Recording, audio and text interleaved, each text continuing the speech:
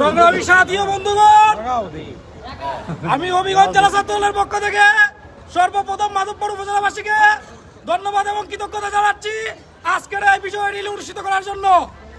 আমি আপনাদের কাছে জানতে চাই, যদি আগামী নির্বাচনে শাম্মী আক্তার আপা দানের শেষ নিয়ে আপনাদের মধ্যে আসে, আপনারা শাম্মী আক্তার আপাকে এমপি হিসেবে নির্বাচিত করতে পারবেন তো? চাই কি শাম্মী আক্তার আপা এমপি হোক? আমাদের সবাইকে এখন থেকেই রাস্তাঘাটে, বাজার হাটে, বাড়িতে, পাড়া মহল্লায় শাম্মী আক্তার আপার মেসেজ নিয়ে যেতে হবে। একদিনে তৈরি হয়নি।